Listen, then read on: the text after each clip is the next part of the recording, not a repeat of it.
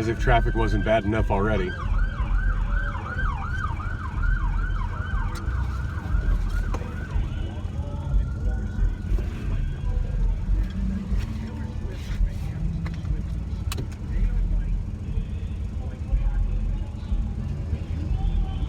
So it's 4:52 p.m. I tried calling Pack and Store. It went to the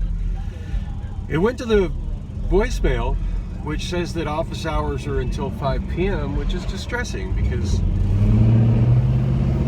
why is it not getting answered when it's not 5 p.m.? Like, you never hear a recording telling you what office hours are during those office hours. I mean, I understand. Bev has a hell of a load on her shoulders there, basically doing everything by herself. But hey,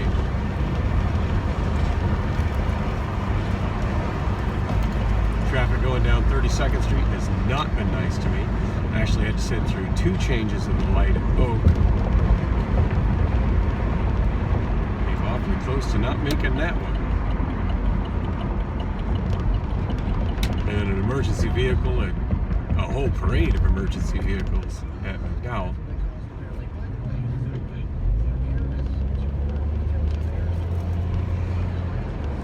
It's a little distracting because I can look at my car clock, which says 4:50, and it makes me think I have enough time, but I know that thing is just incapable of keeping accurate time. And yeah, on the phone 3 says it's 4:53. 3 minutes matter. Especially when there are crucial 3 minutes on when something opens and closes. Waymo just went past me, probably self-driving. Well, the Psychedelic Furs on October 10th. God, I wish I had the money and the time to do that. I saw the Psychedelic Furs once. I want to say in like the late 1990s.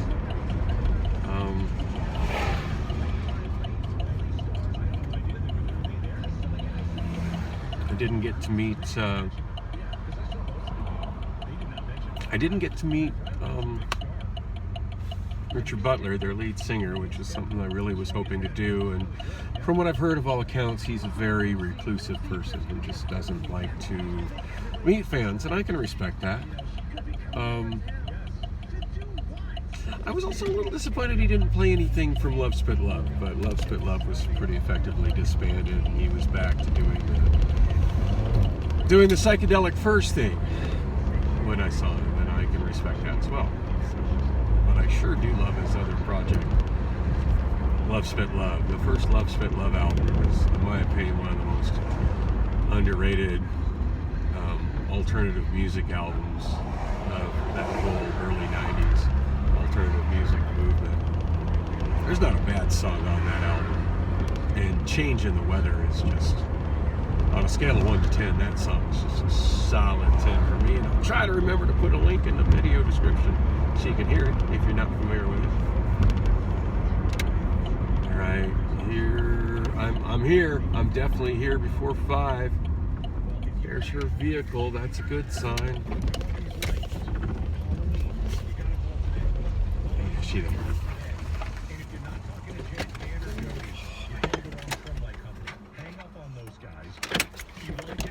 I made it. I got your money. They're all made out. I got to fly. Okay. Well, it's almost. I'm sorry, it's not right. I can fill it out. I'll make sure you'll get the confirmation email. We've got one of the 2 people we hired to plan it. Oh, I know. Got it? Yeah. And you'll get it within 5 minutes. That's awesome. Thank you so much. You're welcome.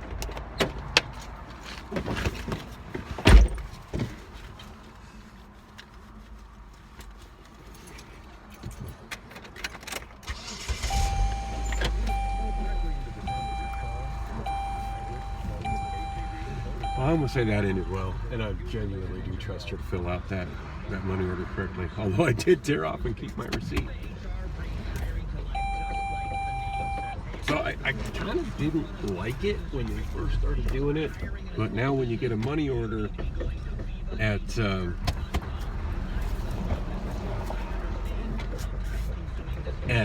there's supposed to be a certain amount of anonymity in money orders.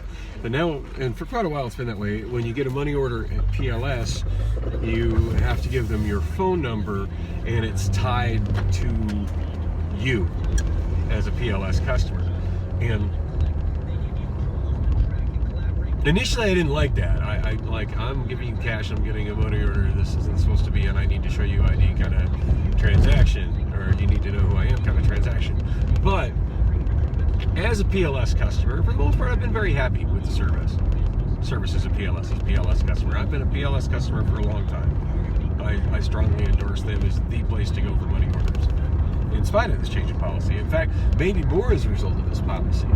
Because for me, if you're trading in privacy, you should be getting something in return. And I do feel I'm getting something in return. If something goes, I've got the money order receipt in my pocket. It's got a number on it. And even if I didn't have that, I know that because I gave them my phone number and they said, oh, Daniel? And I said, yes, that they've got that money order tied to me. And that I can go back and talk to a manager. And if for some reason, in the next couple of days, I don't get my receipts from Pack and Store, and suddenly I get correspondence, I keep wanting to say Pack and Store because that's what used to be called, PLS. If suddenly I get correspondence from PLS, or not PLS, I'm sorry, U-Store, my storage. Hey look, there's a Cruise self-driving car on the right. There was definitely a person behind the wheel in it though. So yeah, if I go to U-Store and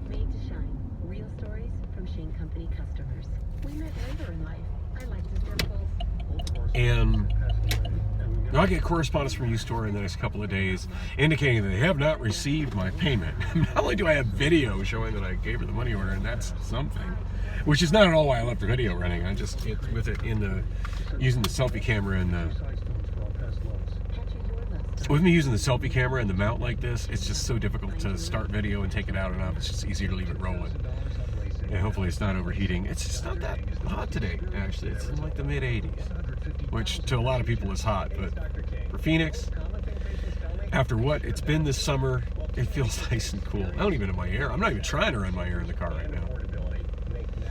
Shit, I see a train ahead of me. That's not good because I have no way of knowing how long that train is going to be. And I could have turned right on red here, but I was choosing to try to go down to Air Lane. Now I'm not 100% if I'm going to be able to make it to Air Lane because of the train.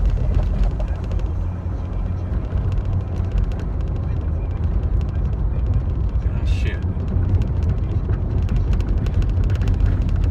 Yeah, there's no way of knowing how long that train is going to be. I think the best bet's going to be to take Madison and go over to 44th Street and go onto the train.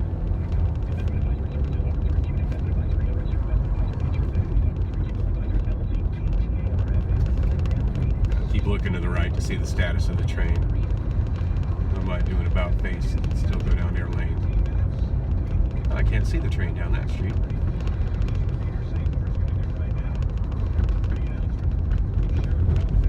I'd really like to learn what the policy is about this parking lot here. I know there's a employee parking lot with a shuttle that goes up to the SkyTrain off to the right for Sky Harbor employees.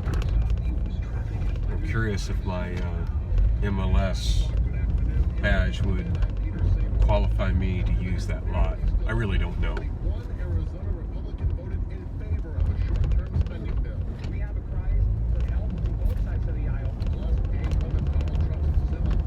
So, I'm past the point of turning back at this point. So, I'm going through the airport, obviously. Wow, so I'm going to use that exit that I never use twice in one day. Ain't that something? Oh no. Nope, I was definitely ahead to go this direction. Of course, my best bet would have been, hindsight's always 20/20, to have turned right on Washington and gone down Washington when I had that red light, but that's fine. It actually did end up it's going to end up taking me more than an hour to handle this. I had told my supervisor that it would have been 45 minutes. I honestly expected I could have done it in 45 minutes, but I didn't predict just how long it was going to take me in PLS. And I also didn't predict how bad the traffic would be between PLS and my storage facility, which is called U-Store. One of these days I'm going to remember it's called U-Store and quit calling it Pack and Store. I'm probably never quit calling it Pack and Store. It's just way too ingrained in my brain.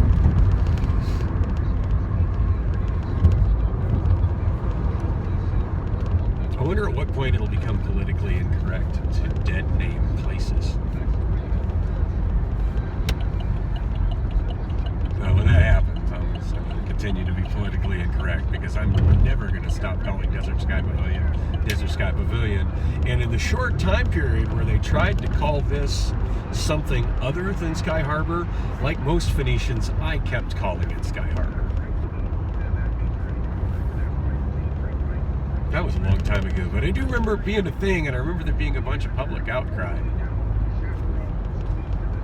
So, traffic report coming from Detour Dan right now. I'm sure that won't affect me since it's literally all airport infrastructure between here and work.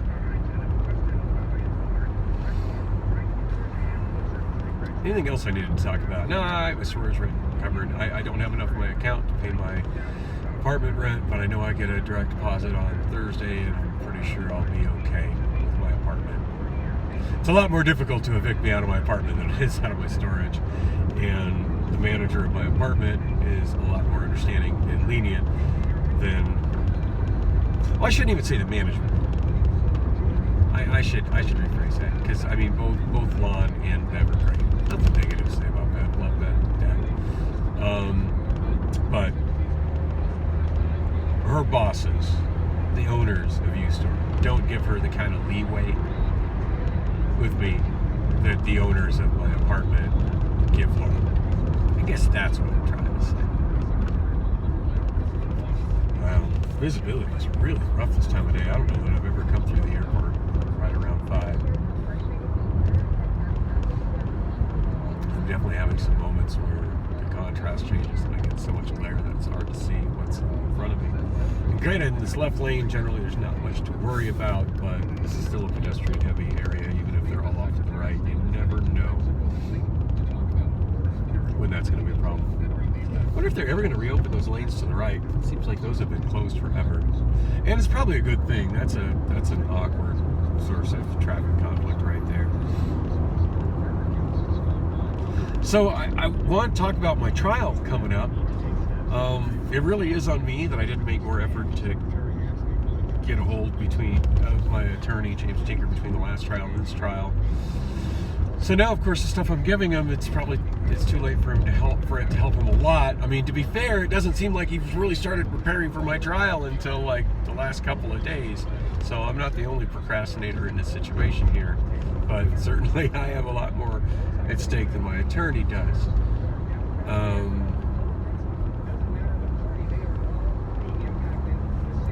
getting super thirsty right now, and I have no beverages with me whatsoever. Cottonmouth in a big way. Sometimes I just don't notice that kind of stuff until it's too late. At least it's not so hot I have to worry about, heat stroke or anything. But still, I'm realizing at that point where I'm showing signs of dehydration, and it's not a good thing. So, yeah, I was so rushed when I was seeing him before, and I never got a chance to tell him that that I had that video on my vlog. But anyway, I sent a link to him, and I do believe he watched it, or at least he's acknowledged receipt of the link. He thanked me for it, so that's something. He actually texted me while I was at work shortly after I got there. By the way, I was a half hour late clocking in, but I don't think it's going to be too problematic. What do you call it? So he texted me, which was good, and I had texted him once before, so Siri identified it as him, and that was good. And I was able to use a Siri-generated shortcut to quickly create put him in my contacts, so that was helpful. Sometimes iOS is actually really helpful, so that was helpful. I contacted. So I did text him back, probably more than he wanted to read, but kind of clarifying and trying to focus. I really struggle to focus on stuff like that and everything, to be honest. But trying to explain, just in short, what happened what happened with me, my side of the story, and that I was there, and I'm still standing by that, that this security guard forcing me away and not letting me unlock that scooter, since I had already paid for the scooter, since I had prepaid for the scooter, is the equivalent of him refusing to let me unlock my car and get in my car and drive away had my car been in the parking lot. There's really no difference from a legal standpoint, I don't think. And I did tell him that I was doing that, but he just simply didn't care. He told me I needed to leave on foot. Now, who in their right mind would stop a person from leaving in their car on foot, But at that point, that was my scooter. I had already prepaid for my rent on it. All I needed to do was unlock it, which I was in the process of doing when the guy got with me. Unfortunately, I don't have any video footage of that, but I do have my vlog where I'm approaching it, which shows that there was nothing there. On my way to work, I did stop and take a couple pictures of the front of the Costco, kind of showing, because you can see where the in my video you can see where the bike rack is, and the scooter was right by the bike rack, but you can't see very well where if you don't know where it's at, you can't see where the entrance is, the main entrance to Costco. Because you can see an entrance, but I want to make clear to my attorney that that's not the main entrance, that's the entrance to the automotive center, which closed hours before that. It was not being used. It was already long since locked up and not being used.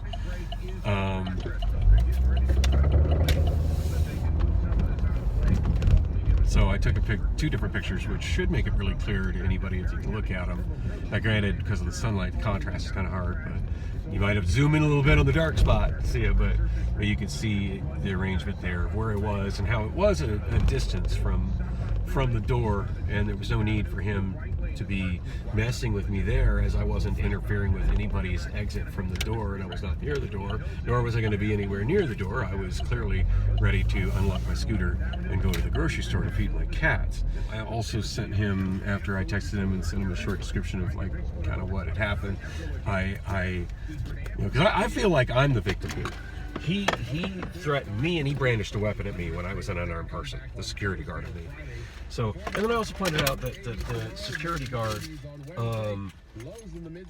I sent him an aerial photograph using Google Maps to show him where I was and where I got the gravel from. And that, that guy had aggressively come at me, and that I had retreated to there for my safety, and that I had just went to the rocks as a way to defend myself against that man who was brandishing a weapon against an unarmed person, myself. This is a Dodge Charger. I am not so fond of these cars. Why are you dinging? Oh, because of the tire. This car's on donut. So the donut doesn't have the tire pressure sensor in it, so it's giving me tire pressure warnings, and then showing a red and then two lines where the tire pressure would be shown for the right rear tire. Alright, here goes. Hey, you'll be able to see my face a little bit once I move the shifter. So what I was trying to say, before I got kind of discombobulated on that last segment, is that if for some reason, and I highly doubt it would happen, but I start to get notices in the next couple days saying that U-Store did not receive my payment, and that I need to make a payment, I'm going to get late fees, due doubt, I can go down to PLS and contact the manager, and even without the receipt, give them my name, and they can look up the last money order that I got and see how much money it was, and I'd be like, yeah, that's it. And they can look to see what the status of it is. If, heaven forbid, Bev wrote it out to herself, took the money and run, I'd be able to do something about it. So, I don't see Bev doing that. She's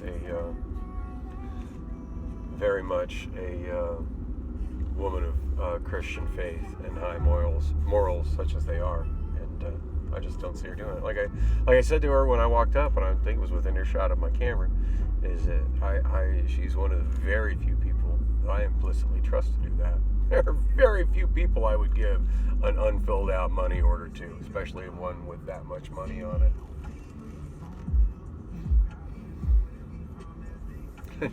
It's like, let me think.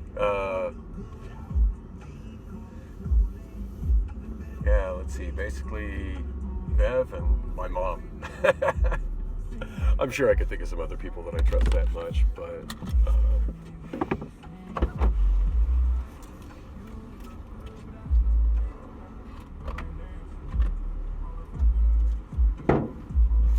I had a moment where I forgot what type hat I need to put on it. It's like, oh yeah, tire, this thing's on a donut. All right. So I haven't seen my supervisor since I got back. I just went right back to work. As soon as I got in the gate, popped in the shop. There's a drinking fountain over there with ice cold water. Took care of my thirst. I can still tell I'm kind of thirsty though. But probably hit another water fountain soon. But yeah, there were some cars here on the maintenance lot to move, and I got them handled.